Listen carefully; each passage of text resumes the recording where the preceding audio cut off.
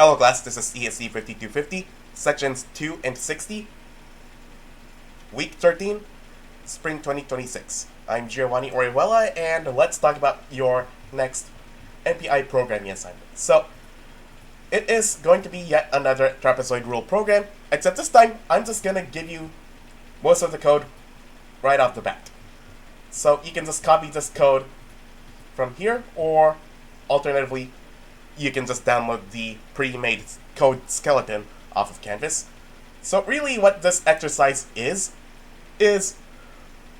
recognizing point-to-point communications and replacing them for equivalent collective communications. So we talked about this in the last video, where if we have point-to-point communications, but it involves all the processes within a communicator, we can just swap it out for an equivalent collective communication, which is going to be not only faster, but requires far less code to write. So, part 0 is just testing out the program itself.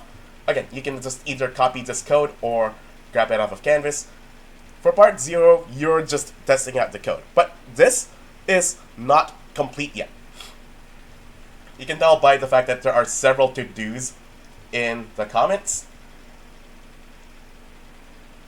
Mainly, it is the fact that this uses point-to-point communications when we really should be using collective communication. So, yeah, so we're just gonna test that out. And the other thing that is missing in here is the fact that when we divide the work of calculating the area between our processes, there is no communication between processes for sending their local areas back to process 0, because it's going to be process 0 that's going to calculate the total area. We don't have the communication yet. So when you run this program, every process is going to calculate its own local area, and that's it. So one of the next things we have to do is add in more collective communication so that we get the total area. We do that using a reduction operation, which we talked about in chapter 5 for OpenMP. MPI has an equivalent operation for that called the reduce function. So that is actually part 2. Part 1 is just replacing the code in this part here with equivalent broadcasts. And then part 3 addresses an issue that we talked about in the past, where if the number of processes does not perfectly divide the number of trapezoids, you might have some trapezoids area basically going missing. And the easiest fix for that is so every process is calculating the same. Okay, so every process is calculating a portion of trapezoids, and it's always going to be the same amount. The problem is, if the process count does not perfectly divide the number of trapezoids, we're going to get a non-zero remainder. For our purposes, we can just fix this issue by taking the last process in our communicator and just adding that remainder to that process's local n.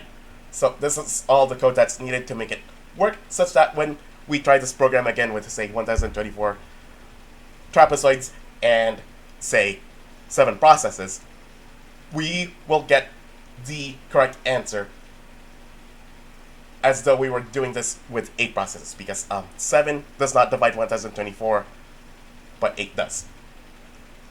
Alright, so yeah, that's gonna be your next programming assignment. If you feel like you got a good handle on what to do, then by all means, go forward with the assignment.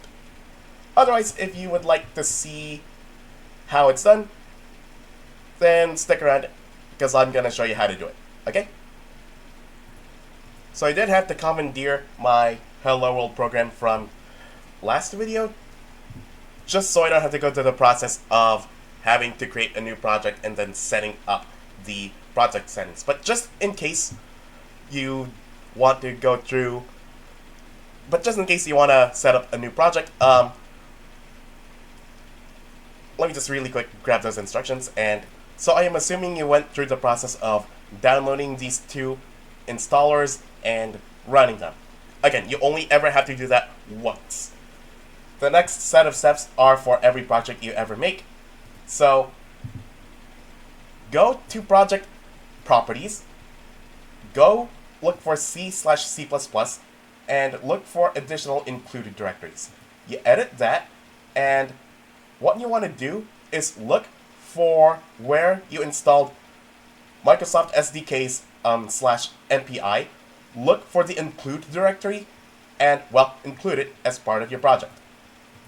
The next thing you do is go to linker, look for additional library directories, and look for where you installed that Microsoft SDKs /MPI folder again.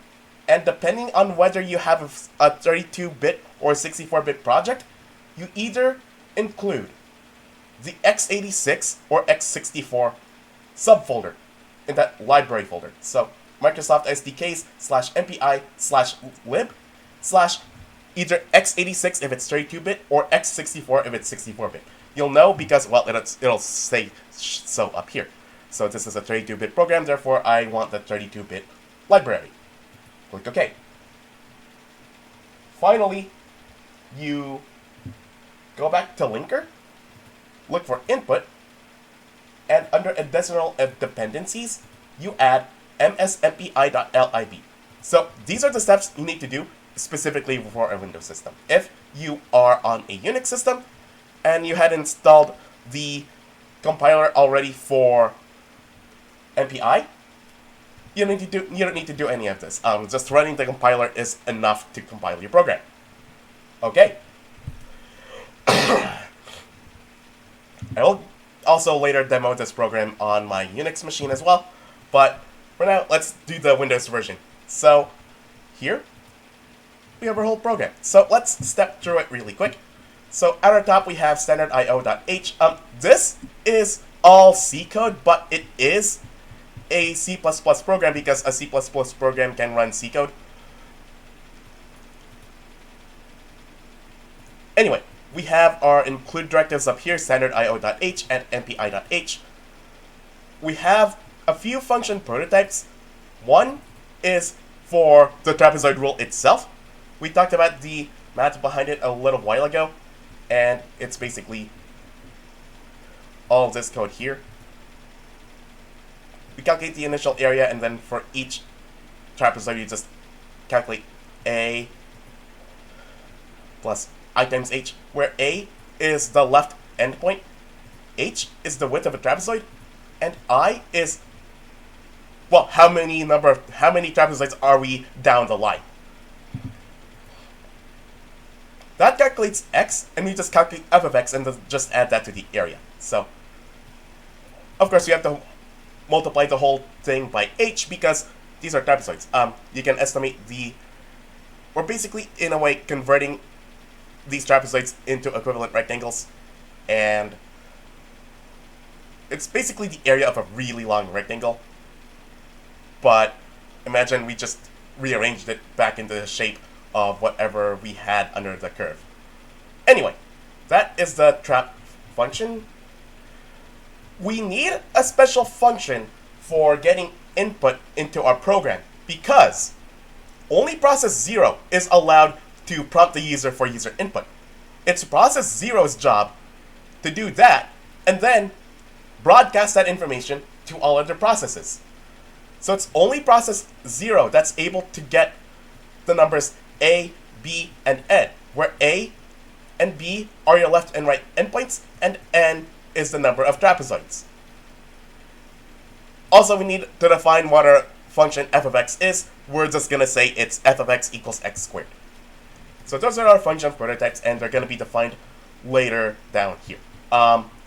In the main function here, we have rank and column size, standard fare for MPI programs. We have A, B, and N, which, as I said, are the endpoints for the area under the curve and the number of trapezoids. H is confusingly the width of a single trapezoid, And if these are basically going to be, if we think of these as our global variables, then local A, local B, and local N are our local variables. Global in the sense that these are the A, B, and N for the whole area, and local in the sense that, well, every process is going to calculate a portion of that area based on a local A, local B, and local N. Every process is going to get the same local N. And every process is going to eventually calculate a local area. And then eventually, we would like to get the total area by adding all those local areas together. Excuse me. Sorry about that. Anyway. Next, we need to call MPI init and then MPI com size and com rank. So now we get the size of our communicator, and each process gets to know what rank they are. And then we have to call the get input function. So let's look at that. So this is a bit complex because, as I said, it's only process 0 that's allowed to do stuff like this, prompt the user for input. So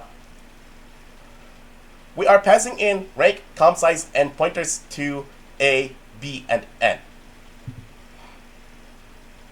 So if this is process 0, we're going to prompt the user enter A, B, and N, and we're going to use scanf to enter those values one after another, delimited with spaces. No commas, please. Otherwise, it might not parse the input properly. If this is on a Windows machine, use scanf_s. If you are on a Unix machine, just use scanf. And with all that information, process 0 is going to send that information to all of the processes using a for loop and 3 different send calls within the for loop.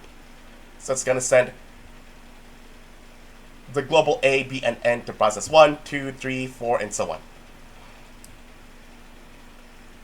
Meanwhile, with all the other processes, they're not going to do anything except receive that information from process 0. So for all of the processes, it's just going to call receive for A, B, and N. By the way, in the get input function, we are passing the addresses of A, B, and N.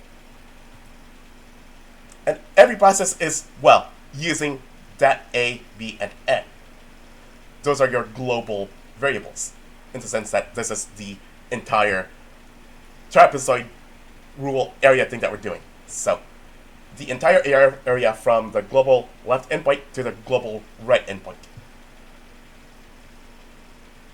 So now we have all that information. We can then use that to calculate the width of a single trapezoid, and then using that information, as well as the com size, we can calculate each process's local n. That's basically however many trapezoids each process is going to calculate. And then we can calculate the local A based on my rank and local N and H, and the local B based on local A, local N, and local H. And then we can use this trap function, but keep in mind, this trapezoid rule function works regardless of whether the A, B, and N, and H are for a local area or a global area. So if we did this with just one process, it'll still work. If we did this with multiple processes, each calculating its own local area, it'll still work. But once we have that, this trap function is going to return the local area, and then we just print out that local area. We still have the later task of performing a reduction operation to get the total area, but that is a task we are to do in a later step. So I am going to save this program and press Ctrl-Shift-B to build the program. I am going to get a warning that says, total area is unused. I left it like that because we're going to use it later. I am going to right-click click the solution up here, open in File Explorer, type in PowerShell in the address bar, and there we go. We have the, and then here we have Microsoft PowerShell in which we can run our program. So it's MPI exec -n. We're going to run it with 4 processes, and then we're going to type in the name of the whole program executable. The name of the program. So that's our command. I'm going to press enter, and it's going to throw an error because this is the wrong folder. Okay, so when you open this in File Explorer, please note that we have a debug folder, and if this is an x86 project, you're just going to have to go in the debug folder. If this is an x64 project, there's going to be an x64 folder, and inside that is a debug folder, and inside that is executable. Let's try that again. So I'm just typing in PowerShell again in the address bar, and then I'm just going to press the up arrow key to get that command that we had earlier. Press enter. And in my case, it's not going to show anything. I'm just going to type in 0, 10, and 1000 to indicate we're going to find the area between endpoints 0 and 10 and divide the area between those endpoints into 1000 trapezoids. Press enter, and there we go. We have all 4 processes local areas. And the problem is, we only have the local areas, not the global area. That is something we have to fix right next. But first, let's replace the point-to-point communication with global communication. So this is going to be yet another step-by-step process in which we swap out the code for equivalent but faster code. So, I will say right now, the previous set of slides basically dropped the biggest hint on what you are to do, because you have the code here already. And the equivalent code looks like this. So, let's try that out. What we're doing is making sure that our code works as before. That line is defining the destination variable that is used as part of the for loop. So I'm just going to move that out of the way. So now we have everything else. What I am going to do is comment all of that out. And now, okay, let's stop for a moment. We know every process must call broadcast.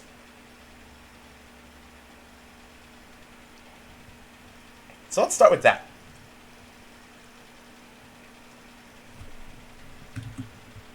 So every process must call broadcast, even if that process is not broadcasting anything. It's just receiving something. So MPI bcast, and then we're going to pass in a_p, 1. So this is going to be the a variable we're passing in. We are sending just one value. The data type is MPI double. The address of the sender is process 0.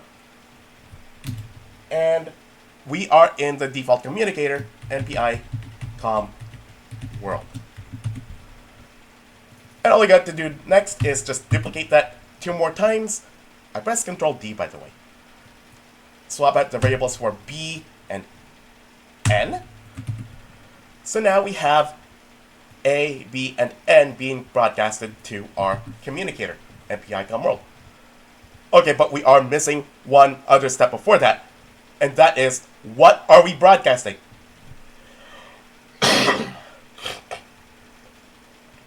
What I'm going to do is I'm actually going to copy this snippet of code and paste it down here. I am then gonna uncomment that because we actually need all this code too. Because it's process 0. It's only process 0 that's able to do. Let me just close all that. It's only process 0 that's able to do user input. So we still need the part of the code where we prompt the user to enter A, B, and N. And now it's process. And now that information is in the hands of process 0, or I guess the addresses of process 0. So basically, process 0 has the additional step of getting the values A, B, and N. But after that, we do the broadcast. Process 0 is sending that information out to everyone else. Everyone has to call broadcast. And that's it.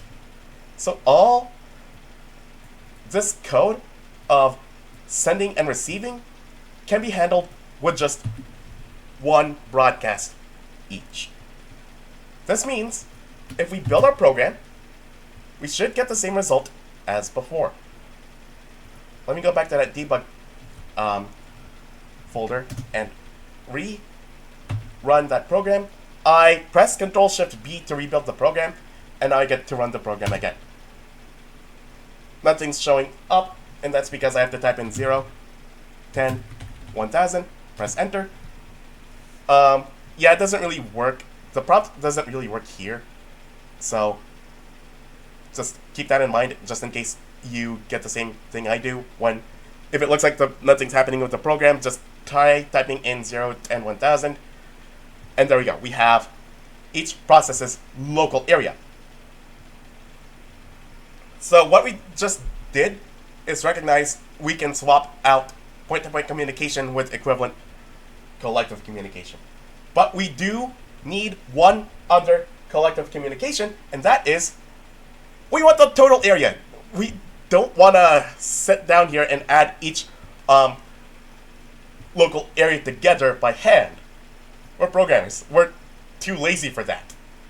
So we need another collective communication to do that, and that is the reduce operation. So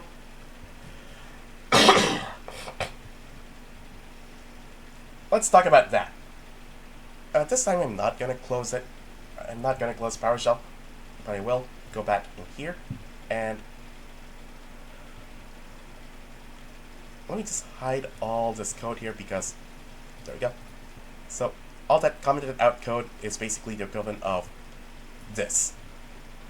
So the get input function has basically been refactored, but we want to now add in code for that reduction operation. So if you recall with our discussion on the reduce operation, it is NPI reduce, and then we have to pass in like 7 different arguments into this thing. So the first 2 things to pass in are our 2 buffers. So the first thing to pass in is our input buffer, which is going to be the local area. The output buffer is going to be used for our global area. So the first thing I'm going to pass in is local area and then total area. Now, the thing about these 2 areas, it's all the processes have a local area, but it's only process 0 that's doing something with the total area. And that is, well, storing the total area. So all of the processes have this total area variable that's basically unused. But we have to pass it in anyway because it's just cleaner that way. Even though all other processes other than process 0 isn't doing anything with the total area, we're just going to pass it in anyway. We could pass a null, but it's just easier to pass it in even though it's unused. So our local area and our total area. Okay, so it's actually a little bit wrong here. I have to pass in the addresses of those two buffers. So there we go. So it's not the local area and then the total area, but rather their respective addresses. Okay. The next thing we have to pass in is, how many things are we sending? And we're just sending one thing. We're sending one value. What is the data type of what we're sending? The area is a floating point value, specifically a double, so MPI double. What operation are we doing? Well, there is an entire table of MPI reduction operations. We're just adding stuff, so it's MPI sum.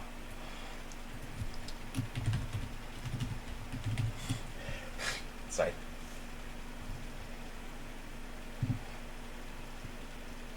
Alright, so that is 1, 2, 3, 4, 5 arguments passed in. The next thing we have to pass in is who is receiving this information. Basically, which process contains the reduction variable? And the answer is process 0.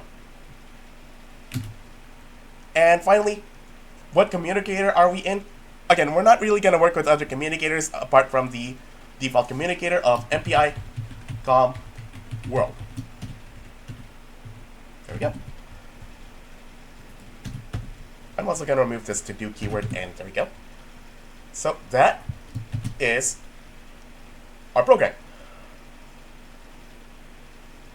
Okay, actually there is one more step I have to do, and that is I need to print out the global area. So I'm going to say printf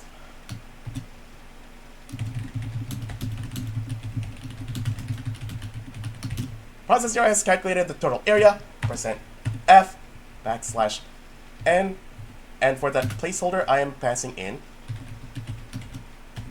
total area. There we go. So this should work now. I'm going to press Ctrl-Shift-B to build the program. I am going to go back to that debug folder, and actually I have the PowerShell program. I already have the PowerShell prompt here, so I'm just going to type in clear and rerun that command to run the program. 0, 10, 1000, press enter. So process 0 has calculated the total area. And actually, we have a little bit of an issue. So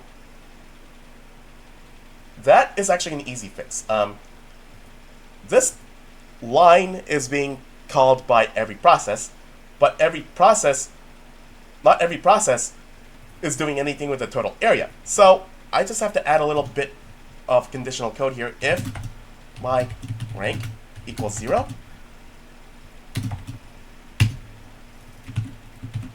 and then cut and paste that line of code in here. So it's only process 0 that's allowed to say, I got the total area, and it's this much. Rebuild the program, go back to PowerShell, and rerun the program. 0, 10, 1000, and there we go. Process 0 has calculated the total area to be about 333 1/3. If you took the function f of x into an integral calculator and tried to find the area under the curve between endpoints 0 and 10, you should get an answer that is basically 333 1/3. So our program is working. Nice. Okay. We did this with 4 processes. What if we did this with 7 processes? So I would do this with 5 processes, but 5 divides 1000. I'm going to do it with 7 processes because 7 does not divide 1000 without a 0 remainder. So 0, 10, 1000, and we get an area of 327.369 whatever. That means we are calculating the local areas, but in the process we are forgetting a few trapezoids. So let's go ahead and add our final fix to that. It's up here. So this is something that our last process is going to do. We're going to give the last process slightly more work because we have to calculate how many processes. Okay, we have to calculate how much of a remainder we have, and just add that to that last process's local n.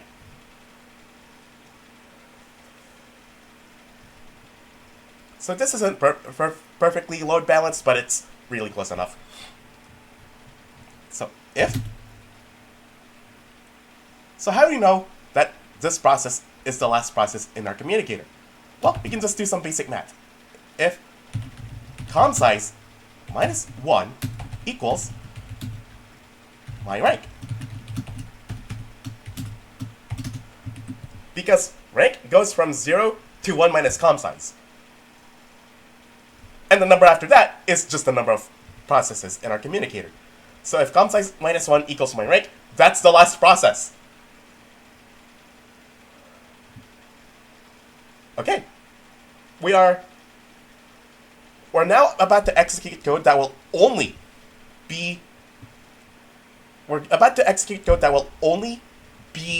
executed by the last process in our communicator. I arbitrarily chose the last process because it's just easier that way.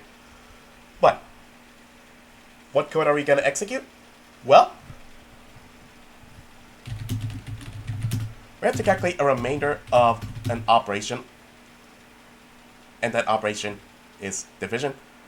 So we have to do a modulus operation. So we're going to take our number of trapezoids, that is n, and then mod com size. So n mod com size is going to get a remainder, and then we're going to take local n and increment it by the remainder. Now, there is an easier way to do this, and that is to just, there is another way to do this that would condense all this into one line. But there's actually another problem with this, and that is we are trying to do this before we calculate what the local n is. So I actually have to cut that out and paste it down here instead. There we go. So now that we have calculated our local n, it's up here, by the way. So I had to do in the wrong place, so I have to go fix that real quick. Okay. What we're going to do now is rebuild this program and take a mental note of what our area was before we added this check. And we're going to run our program again with the same number of processes. It's the same number of processes, that is 7 processes. Type in 0, 10, 1000, and there we go. We have 233.32. Close enough. We're getting the correct-ish area. So now it works. So now we're getting the local area to be, well, closer to 333.333. Again, if we're not getting the correct area, despite that, it's probably going to be floating point weirdness at that point. But anyway, we are now getting the total area. We are using collective communication to send the global A, B, and N to all processes. We are using a reduction operation to get all the processes' local areas back to process 0, and process 0 is calculating and printing the total area. So that's the whole program right there. Oh, and the beauty of this is it's scalable. Because it doesn't matter if we are writing this program to run with 10 processes or 10 million processes. Doesn't matter if it's on one computer or an entire distributed system's worth of computers. It will work regardless of how much resources we have. And that's the thing about MPI. We write programs without any expectation of how much resources we have. So whatever we write has to be able to scale. And we did it. Right, so that's the entire assignment. Oh yeah, the Linux version. So I've gone ahead and rewrote the entire program in a C file on my Ubuntu virtual machine, and now I'm gonna compile this program. I'm gonna open it in terminal, and since this is a C file, it is going to be npicc, and if I press enter, it's gonna say no input files, and that's because I need the rest of the command. I did that just to make sure we have that compiler installed.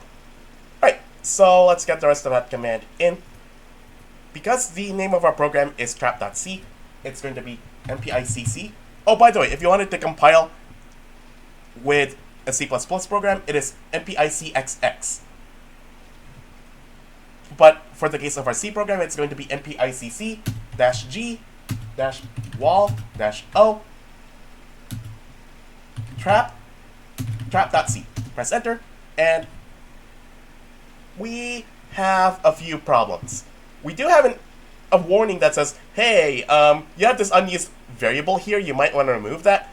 I am not going to remove it because we're going to be using it later. But here's the problem. I'm using scanfs, or I meant scanf. Let's fix that really quick. So this is just the one change between a Windows version and a Unix version of the same program, and that is on a Unix system, it's got to be scanf.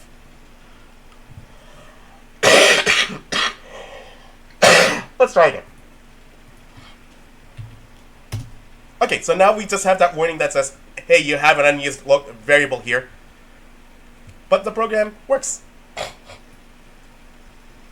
So the command to run the program is npi exec-n. I'm going to run it with 4 processes, and then /trap, because that's the name of the program. Press enter, and in this case, it's going to say enter A, B, and N. So now I have to enter those. 0, 10, 1000. Press enter, and we have each process's local area. There we go. So the program works. Nice.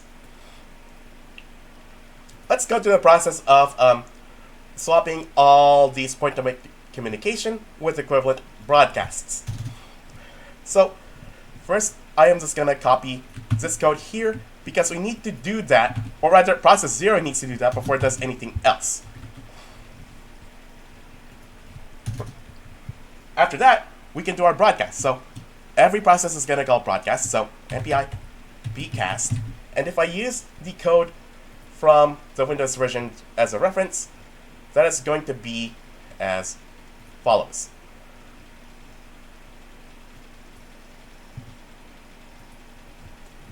That is going to be a_p because that's the pointer to the a variable. 1 because we are sending one value. npi double because that's a data type. 0 because it's process 0 that's doing the broadcast. And npi com world because it's the default communicator.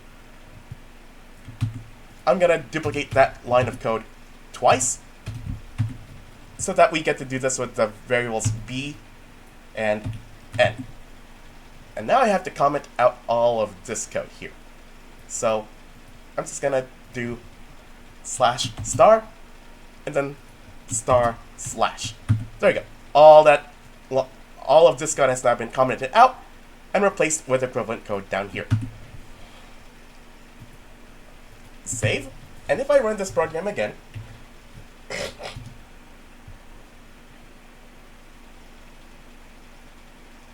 now I have another unused variable, and that is this destination variable here. That's just a quick, easy fix. I'm just going to have to comment out that variable as well. So we don't need for loops anymore. We just need to do a broadcast. So I'm going to save that program again, clear, recompile the program, and now the only warning I have left is total area is unused. I'm going to run the program with 4 processes, and okay, I am actually jumping the gun here. So The problem is, I accidentally commented out the code that process 0 is supposed to run. So every process is calculating nan as the local area. Oops.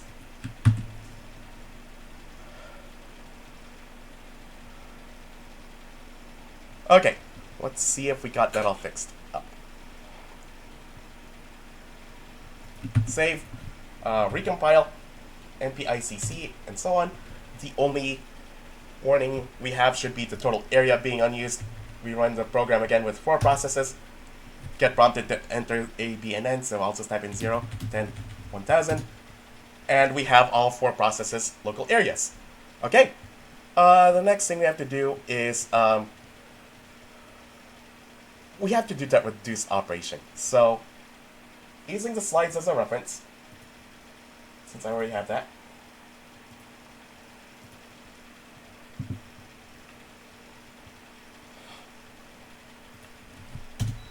we already have 2 variables for the local and total area.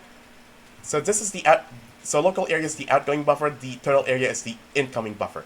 So let's do that. MPI reduce.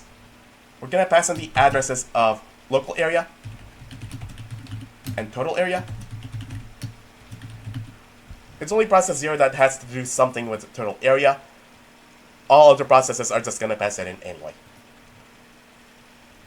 We only have one thing being passed in. It is of a data type MPI double. We are doing addition as a reduction operation, MPI sum. It's process 0. That's holding the incoming value. Or rather, it's process 0 that's holding our reduction variable. And the communicator is MPI com world. There we go. I'm going to add a little extra code. If my rank equals 0, printf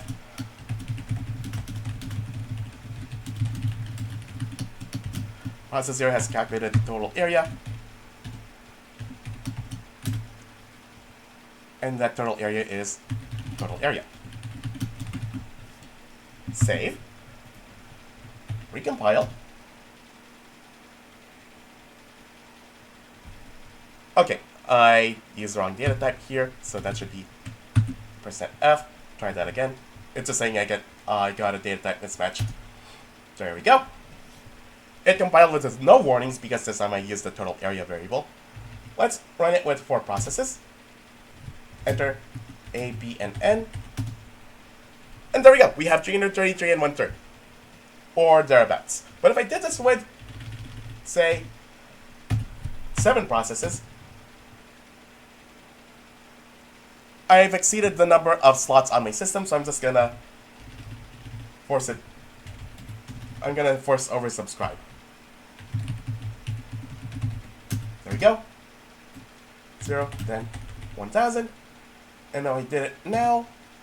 I'll get a global area that is less than 333 and 1/3. That's because we are missing trapezoids in our calculation.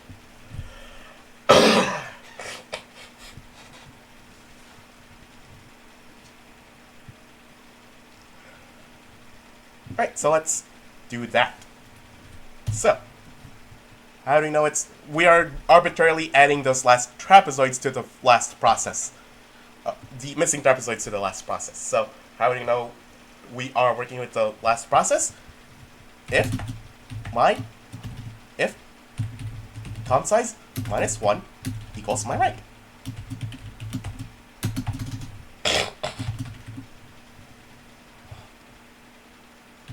You have to calculate a remainder to be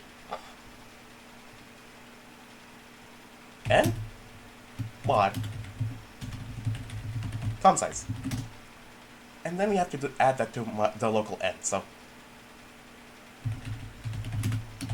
com size plus equals remainder. Again, we can just condense. There is a way to condense that into one line, but I'm just doing it as 2 lines just for sake of clarity. If I save the program, recompile it, as so, and then ran it with 7 processes again. 0, 10, 1000. There we go. Okay, it's still not doing it, and that's because, oops, I added it to the wrong variable. My bad. That should be local n. There we go. Okay, try it again.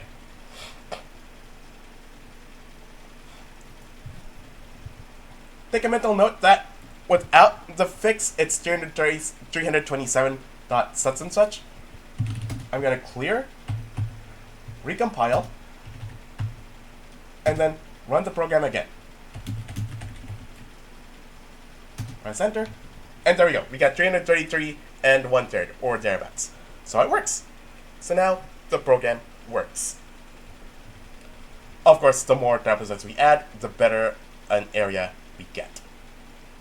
But our program's working at least. Alright, so that's everything to do for your next programming assignment. So this is relatively simple because I just gave you all because I gave you all the code necessary to complete the entire thing. It's just a matter of taking the code and then refactoring parts of it and then completing all the blanks needed to get it to work. So yeah, the point of this exercise was to just work with the collective communication functions, MPI broadcast, and MPI reduce. So yeah, that's the whole assignment right there. If you have any questions, let me know. Next week will likely be your last assignment before we get to your last benchmarking project. I'll have details about that next week. I guess I'll see you then.